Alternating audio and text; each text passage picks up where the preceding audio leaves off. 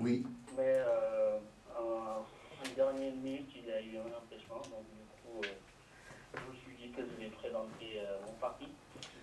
Oui, avant de commencer, je tiens à présenter mes condoléances à tous les Sénégalais qui ont perdu la vie pendant ces élections. Et aujourd'hui, au moment où je vous parle, il y a 27 éléments du PUR qui sont les gardes reprochés de votre candidat Issa Sall qui sont en arrestation à Tambacounda. Donc, bon, là, qu'est-ce que vous pensez de cette situation en pleine campagne? Le PUR a été vraiment, vraiment mis en cause en arrêtant ces gardes rapprochés. Et quel est l'état d'esprit chez vous? Alors, merci beaucoup pour cette question. D'abord, nous déplorons cette situation qui nous est arrivée en pleine campagne électorale. Et avant tout aussi, il faut qu'on essaye de rappeler le contexte. Donc, le PUR est connu de par la discipline et l'organisation de ses militants. Donc ça, c'était une casquette que tout le Sénégal nous a fait porter depuis l'avènement ou bien la renaissance du PUR lors des élections législatives en 2017. Donc je pense que si la délégation du PUR est allée à Tambacounda, ce n'était pas pour semer de la violence. Donc il s'est passé des choses, la justice est en train de faire son travail. Donc il y a nos éléments qui sont actuellement arrêtés, puisque l'enquête suit son cours. Et donc nous avons confiance en la justice. Mais cependant aussi, il faut situer les responsabilités, puisqu'il y a des journalistes qui sont sortis et qui ont donné leur version. Et d'après le ressenti que nous avons, c'est que le combat du PUR a été attaqué parce que tout est parti d'une embrouille entre des militants du Benno Bokk Yakaar et du PUR. Et c'est des problèmes d'affiche. Et les éléments de sécurité du PUR étaient là-bas pour sécuriser. Il faut qu'on le rappelle. Parce que la responsabilité aussi qui est venue tardivement, que le ministère ait attribué des éléments de sécurité aux candidats n'a pas eu lieu à temps. Donc ça, nous pouvons le déplorer. Cependant, le PUR avait pris ses responsabilités et essayé de sécuriser son candidat. Et essayer de sécuriser aussi toute la délégation, notamment les journalistes. Donc, je pense que c'est dans ce contexte que tout est parti. Après, une fois que la bagarre s'est éclatée, la délégation a continué son chemin pour aller vers Kidira.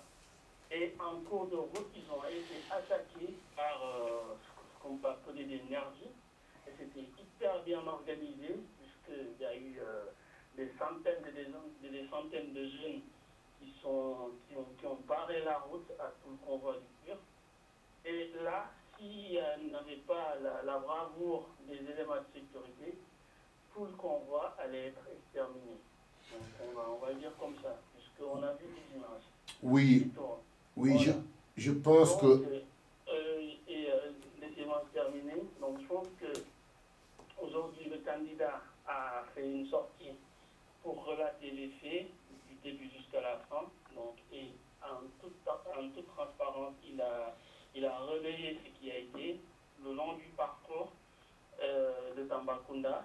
Et après, donc voilà, il y a eu tellement de versions, mais nous ne pouvons que le déplorer et faire confiance en la justice pour que tout soit éclairé.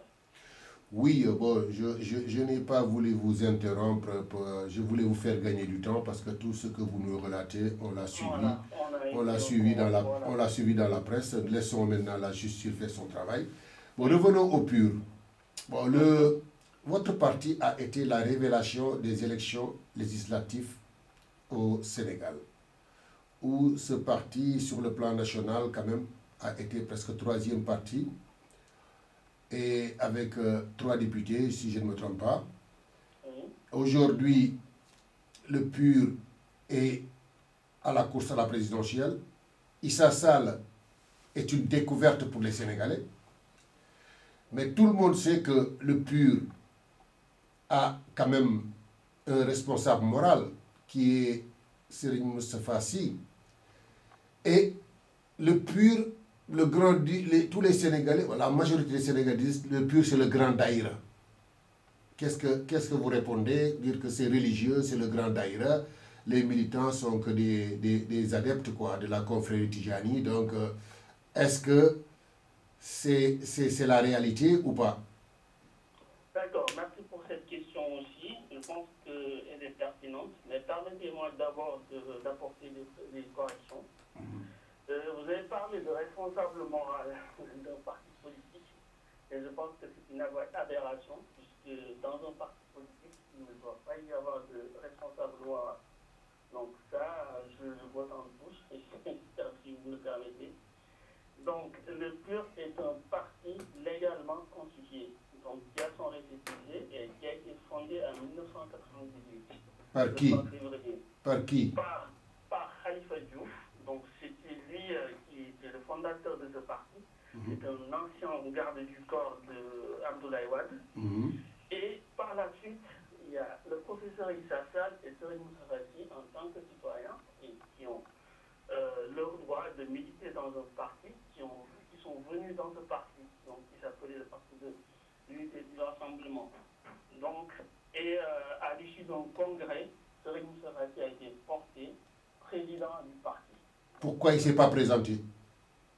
Voilà, donc je vais en revenir là, mais permettez-moi aussi de vous donner l'historique. Comme ça, tous les Sénégalais vont savoir la trajectoire du PUR. Donc, et à l'issue de ce congrès, en 2000, donc il a été porté président du parti et candidat du parti lors des élections présidentielles de l'an 2000. Par la suite, il a retiré sa candidature et pour aller dans la coalition FAL de la Front pour l'alternance qui a porté à la magistrature suprême le président Abdoulaye Wade. Donc voilà. Donc il n'est pas responsable du parti, mais il est le président du parti. Il faut que ça soit clair. Par contre, il y a le mouvement Moustarchidine qui est un mouvement citoyen, un mouvement composé de citoyens sénégalais, d'intellectuels et de citoyens modèles. Donc, ils sont membres du parti de l'unité du rassemblement, comme le droit leur permet de militer dans un parti. Donc, c'est pour ça qu'il y a cet amalgame de dire que le PUR est un parti de Daïra. Mais au fond, c'est pas vrai, puisque dans le parti, on a des chrétiens, des militants chrétiens, des militants d'autres confréries, aussi bien des militants d'autres de la confrérie Tidjane. Donc, pour moi, résumer juste le PUR au mouvement Moustarchidine, c'est une aberration. Puisque, je pense que je vous le conçois, c'est réducteur. Voilà. Je vous le conçois, c'est réducteur. Ouais. Et donc, on risque d'avoir encore une surprise lors des élections présidentielles, puisque le PUR va faire, j'espère bien en tout cas, de bons résultats, et on saura que le PUR a comme allié le peuple, et pas uniquement comme allié les mouvements religieux, ou bien notamment le Moustarchidine. Non, ça, tout le monde vous conçoit ça, que le PUR est invisible, mais efficace. Mais comment vous fonctionnez en souterrain? Comment ce parti fonctionne? Est-ce que ce parti est un parti populaire qui a pignon sur rue, parce que là, le PUR devient un mystère quoi, pour les Sénégalais. Voilà. Pour nous qui sont dedans, c'est pas un mystère. Mais il faut juste savoir que, je ne sais plus qui c'est qui disait ça, des philosophes français, tout ce qui se conçoit bien s'énonce clairement. Et les mots pour le dire arrivent aisément. Voilà, donc derrière ce parti, il y a toute une organisation. Donc le parti est bien structuré en fédération dans chaque département du Sénégal et aussi dans le département de la diaspora. Donc, en dessous de ces fédérations, il y a les sections. Et en dessous de ces sections, il y a les cellules. Donc voilà, donc c'est ce qui facilite le maillage du territoire sénégalais, en s'appuyant bien sûr du socle qu'on a eu. Donc c'est c'est un parti qui a déjà une structure pour porter un homme et pas un homme qui cherche à avoir une structure. Donc c'est pour ça, c'est ça que c'est un avantage. C'est même la force du parti de l'unité du rassemblement. Parce que si on a des jeunes qui sont engagés et qui sont prêts à aller dans le terrain, aller voir les Sénégalais, leur expliquer son programme, même à l'absence du candidat, donc je pense que c'est une force. Et c'est ce qui est en train de se passer actuellement, puisque au Sénégal, on a mis en place ce qu'on appelle des VAD dans cette campagne électorale. Il y a la campagne digitale notamment, mais il y a la campagne aussi dans le terrain. Et VAD, ça s'appelle visite à domicile. Donc, nos membres n'hésitent pas à aller voir les populations, à leur expliquer notre programme, notamment aussi notre candidat. Et actuellement, je pense que le PUR a été rejoint par plusieurs autres partis qui ont été recalés lors du parrainage.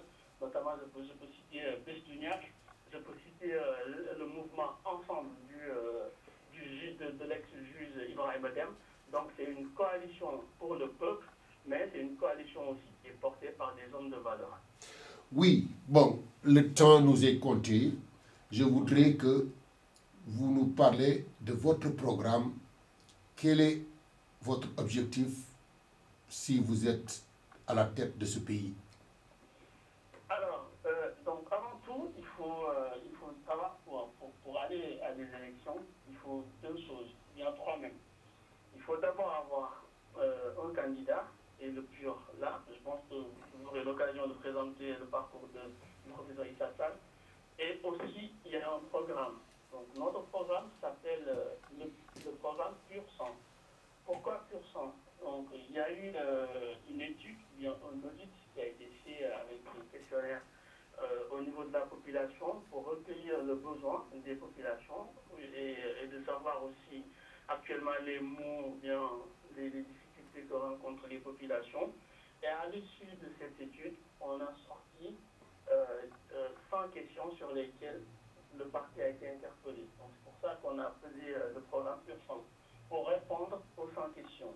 Donc le programme a une vision, et la vision du programme est principalement axée sur l'homme. D'abord, comme ressource à capacité à travers l'éducation et la formation, surtout citoyenne. Ensuite, l'homme en tant qu'acteur pour impulser le développement. Et enfin, l'homme en tant que bénéficiaire de ce développement. Donc pourquoi on porte notre vision sur l'homme? Parce qu'aujourd'hui, au Sénégal, nous avons des institutions, nous avons des compétences, mais ce qui nous manque, c'est cette formation citoyenne que l'homme doit avoir, en fait, pour pouvoir véhiculer ses valeurs. Donc, je pense que c'est ce qui manque. Actuellement, les compétences, on n'en manque pas, mais on manque des hommes qui sont sérieux et des hommes compétents. Donc, c'est pour ça que la vision va tourner autour de l'homme. Et quand je vous entends parler de l'homme, quand Obama disait que l'Afrique n'a pas besoin d'hommes forts, mais l'Afrique a besoin de constitutions très fortes. Donc vous faites le contraire de ce que dit Obama, vous cherchez un homme. Alors que il faut des constitutions, une constitution très forte pour pouvoir avancer en Afrique. Parce qu'un homme fort devient un dictateur en Afrique. Et je pense qu'actuellement au Sénégal, nous n'en sommes plus à ce stade. Nous avons des institutions qui sont fortes. Vous le pensez? Bon, je vais m'expliquer pourquoi je dis ça. Puisque, certes, il y a un recul entre-temps. On peut constater qu'il y a un recul démocratique, mais avec l'alternance de Abdoulaye Wade, nous avions eu des socles qui sont là. Il y a le pouvoir exécutif qui est là. Il y a le pouvoir législatif, il y a le pouvoir judiciaire. Actuellement, au Sénégal, tout le monde peut dire ce qu'il pense. Tout le monde peut, comme on peut comparer dans d'autres pays où les opposants n'ont pas le droit de dire un mot. Ce n'est pas le cas au Sénégal. Donc, ce qui nous manque, c'est le développement de notre pays, mais ce n'est pas les institutions qui nous manquent. Donc, c'est pour ça qu'on acte notre vision sur l'homme. Donc, comment on va le faire? Il y a 6 axes dans le programme. Il y a l'axe 1 qui est le développement humain et la réduction des inégalités. Donc, c'est quoi l'objectif de cet axe? Donc, c'est de capaciter le Sénégalais par avoir un meilleur accès aux services sociaux de base. Donc si on parle de services sociaux de base, il y a l'éducation, la formation, la santé. Donc on va réduire les inégalités actuellement pour offrir l'opportunité aux Sénégalais qui est au fin fond du Sénégal, dans un document par exemple, d'avoir accès aux services sociaux. Donc c'est pour ça, dans cet axe, nous allons proposer, dans le volet sanitaire par exemple, dans chaque commune, on propose de mettre un district sanitaire. Dans chaque département, minimum un hôpital. Et c'est dans cet axe aussi on propose des universités de proximité et l'éradication des abris provisoires. Et donc ça, c'est l'axe de développement humain et la réduction des inégalités.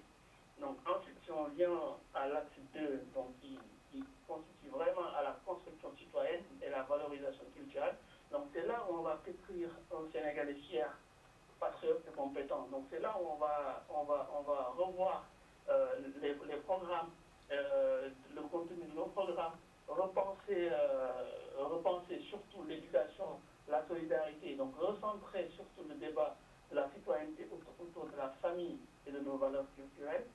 Ensuite, de replacer aussi l'éducation citoyenne au cœur du système éducatif. Donc, et le troisième axe, c'est l'équilibre institutionnel et de bonne gouvernance. Donc pourquoi? Donc, certes, je disais tout à l'heure qu'on a des institutions qui sont fortes, mais actuellement, avec le recul qu'on a, il y a le brassage entre les trois pouvoirs que j'ai cités auparavant. Donc actuellement, il y a une mainmise forte du pouvoir de l'exécutif dans le législatif. Il y a aussi une mainmise du pouvoir exécutif dans le judiciaire. Je ne vais pas entrer dans les détails politiciennes pour donner des exemples, mais je pense qu'on comprend ce que je veux dire. Oui. Donc, dans cet axe, le PUR va proposer la séparation des pouvoirs. Donc, la séparation des pouvoirs, certes, il y a plusieurs candidats qui prônent la séparation du pouvoir, mais il faut des mesures fortes, en fait, pour pouvoir le réaliser. Notamment, le détachement de l'exécutif au judiciaire. On va proposer que ce soit des magistrats qui chapeautent le Conseil supérieur de la magistrature et non le président. Et pour ce qui est du législatif, le pouvoir législatif, actuellement, le mode d'élection au Sénégal n'est pas transparent. Parce qu'il y a deux modes de scrutin. Il y a le scrutin national et le scrutin proportionnel. Donc nous, on va enlever le scrutin national qui se basait uniquement sur une liste nationale où c'est par négociation, mais c'est pas par proximité aux populations. Donc nous, je pense qu'on pourra y revenir plus en détail. Et le quatrième axe du programme, donc c'est l'économie inclusive et durable portée par un secteur privé national. Donc pourquoi on dit une économie inclusive durable? Donc on veut que l'envol du Sénégal se fait par les Sénégalais et pour les Sénégalais. Donc pour ça, on va redynamiser le secteur informel. Donc on ne va pas dire qu'on va formaliser le secteur informel, mais on va proposer une économie participative. Donc c'est-à-dire que les ressources économiques du Sénégal vont être poussées par les citoyens sénégalais. Donc chacun pourra y participer de par de la mise en place d'épargne, de la mise en place d'une économie participative, donc sans discrimination. C'est-à-dire le Sénégalais qui est dans la diaspora pourra aussi appuyer ce programme, en même temps aussi que le mécanicien qui est au Sénégal pourra aussi participer à cette économie inclusive. Et il y a l'acte 5 du programme donc, qui concerne la paix et la sécurité. Donc qui paix notamment dit la relation avec la sous-région, donc notamment la Gambie, la Guinée, donc les pays limitrophes, aussi parle de coopération internationale. Et qui dit sécurité aussi parle de la réduction de l'insécurité dans les agglomérations et le renforcement aussi de la sécurité aux frontières afin d'instaurer un climat de paix propice à un développement harmonieux. Et l'axe 6, donc j'en ai brossé un peu tout à l'heure, donc c'est les méthodes de financement et le partenariat du suivi et auto-évaluation. Oui. Je pense que donc c'est les 6 axes du programme, vous pouvez le publicité dans le site isaprésident.com. Oui, vous venez d'entendre M. Lo depuis Lyon qui représente le parti PUR qui nous a proposé beaucoup d'axes de leur projet et comme il vient de le dire, ils ont un site, vous pouvez rentrer dans le site comme il dit issasal.com président. Issaprésident.com. Issaprésident.com. Donc tous les Sénégalais et militants du PUR et les gens qui hésitent pourront rentrer dans ce site pour en savoir plus.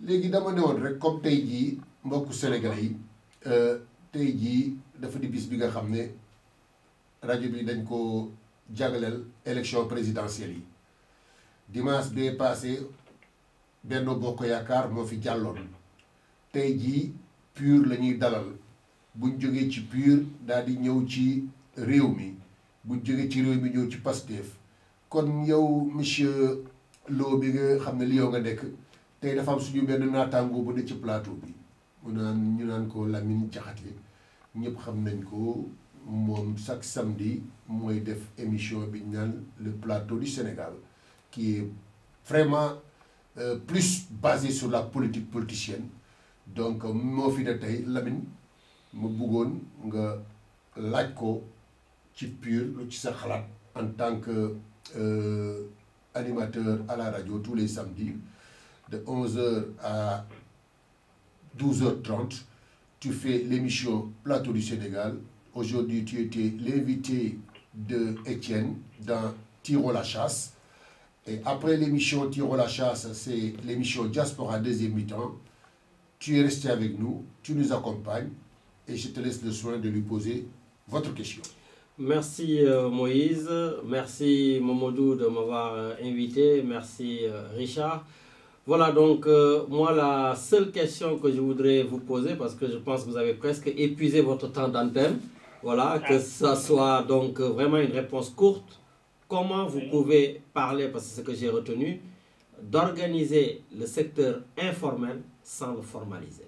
Je veux une réponse simple et claire. Je pense qu'il faut nous permettre, moi, de me répondre en Wolof, je crois. Oui, mais il y a d'autres candidats qui sont là pour juste que vous soyez un peu court. Okay.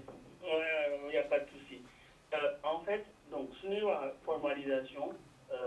Xam nga nit mën na ko fekk ci métier par exemple ñëw na ko damay réorganiser wala damay récupérer ses activités pour def ko par-ci ou par-là. Mais en fait li ñuy wax donc c'est pas une formalisation mais c'est une implication de l'État dans le secteur informel. Donc loolu nan lañ koy defee moom mooy état bi day ñëw appuyer leen seeni programme accompagner leen par des financements ou bien par un soutien. Donc actuellement ñu ngi travailler avec des associations comme par exemple association bi nga xam ne moo ngànk artisanat au Sénégal. Donc ñoo ngi ci waxtaan ak ñoom pour gën a xam ñoom seen sensibilité pour gën a tamit xam seen besoin pour xam nan lañ leen ni accompagner ak nan lañ leen ni mën a apporter soutien. Donc bu ñuy wax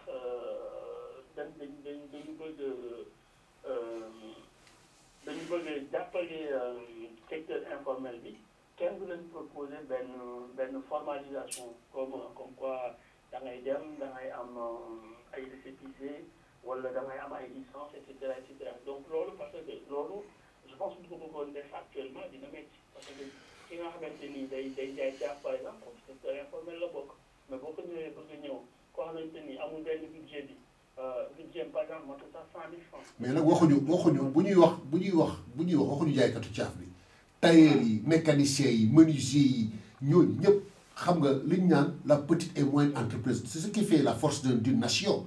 Donc voilà. Si tu vois les maçons les tailleurs les menuisiers les électriciens c'est ce secteur là la ñuy wax ñooñu la ñu war a parce que c'est une manne financière qui échappe aux impôts alors que ces gens là booy xool au Sénégal il y a deux économies il y a l'économie bi nga xam ne basée sur des taxes que l'État fait que ponctionner mu tudd des taxes la douane et tout ça mais il y a une autre économie parallèle qui rapporte des milliards qui passe sous le nez de l'État. C'est ce secteur informel-là qu'on parle. On ne parle pas du vendeur de tchaf ou vendeur de gâteaux. Des gens qui sont là, qui emploient des gens, des tailleurs qui se font des millions, qui emploient des gens, qui doivent payer des impôts, des mécaniciens qui gagnent de l'argent, des menuisiers. C'est de ça qu'on parle, quoi. Bien sûr, on propose d'un côté une méthode de financement. Méthode de financement, carrément, il faut une fiscalité citoyenne. Donc, mais l'immédiat qui est une formalisation, au moins que nous obligé que nous, par exemple, tailleur bi, dafa am ben norme bo xamanteni mom la wara respecter tout. Donc il faut donc laisser tamit une autonomie, mais tout en leur disant que ni tamit ñom ñu comprendre que ni ay auto-entrepreneurs. Grand, damay rebondir juste sur et vraiment très rapidement. D'abord damay rectifier Grand Moïse parce que man damay wax tam borom tiaf bi borom gerte tiaf bi dama ko wax. Non mais parce que man bu may ñew par exemple ma ngi won Sénégal temps yi dama dem jënd 10 000 francs gerte tiaf pour andi ko fi. Voilà, ci 10 000 francs bobu gerte tiaf bi war na ci jël 1000 francs jox état bi. Ku nekk en fonction de ce que tu gagnes ton chiffre d'affaires war nga ci mën joxe touti pour état bi. Et puis yow tam li ngay expliquer parce que aussi à un moment donné foog ngeen bàyyi yëfu intellectuel yi ak des noonu wax ak nit ñi mu leer nañ li ngay wax ça s'appelle de la formalisation. Nit ki wax war nañ leen bàyyi ñu dem ak seen indépendance mais mu am un cadre ñu cadre leen effectivement da nga war a am récépissé da nga war di def ni di wax ni affaire bi dafa war a leer te yéen tamit foog ngeen di leeral nit ñi parce que nag dañoo sonn avec les discours politiciens yoo xam ne on vous écoute et on comprend plus rien. Donc, si par exemple, formalisation, mais il y a beaucoup de thèmes. Formaliser, qui a maintenu mon moyen de faire, il faut formaliser. Ça, c'est ça. Moi, je suis donc, au cas par cas, les gens ils sont autour d'une structure, par exemple, une coopérative avec des mécaniciens, par exemple, xaw nañu formaliser ñoom mën nga koo def mais boo ko génnee nag secteur informel bi yëpp nga bëgg a formaliser pour leen mettre ci ay lignes bokkul. waaw loolu moom on te le conçoit borom caaf bi moom il est mobile munoo ko mais ki nga xam dafa am atelier ki nga xam dafa am atelier nga xam ne moom boo waaxoo dem fekk ko fa kooku mu la ñuy wax mais ki nga xam ne dafa mobile nekk ci mbedd bi lal fii bu subaa mu lal fële kooku mën na échapper mais ñi nga xam ne dañu am pignon sur rue yor des ateliers man ñooñu lay waxal bon pour ne pas nu mu tëtti boo fi mu toll ni on touche vers la fin dama bëggoon rek xam PUR comme gars yi dañ naan le PUR c'est le grand daïra mais dama bëggoon xam quelle est votre politique culturelle et sportive. Est-ce que le PUR a des propositions pour la jeunesse sénégalaise dans le cadre de la culture et dans le cadre du sport? Oui, effectivement, parce que sur des qui construction citoyenne ñu ngi fay proposer benn proposition boo xam ne ci cadre sport la parce que ñun dañuy proposer sport éducatif maanaam donc dañ koy dugal ci cadre programme de l'enseignement bi maanaam sport étude lañ bëgg a dekkilaat donc loolu ñu ngi ko ci proposer en même temps tamit su nekkee ci côté ay infrastructure la certes am na état bi du mu commencé moom mooy de redévelopper les infrastructures sportives comme ay stade wala mise en place loolu jël nañ ko ci en compte ci programme bi tamit su nekkee aspect culture bi tamit loolu la culture fait partie ci li nga xamante ni tey moom mooy former nit ki ba mu xam ay valeur culturelle wala valeur religieuse wala valeur yeneen donc loolu tamit dafa am part bu importante ci sunu ci quand on parle de la construction citoyenne. Donc voilà, jël nañ ko ci en compte actuellement. waaw léegi xam naa ne dinaa la may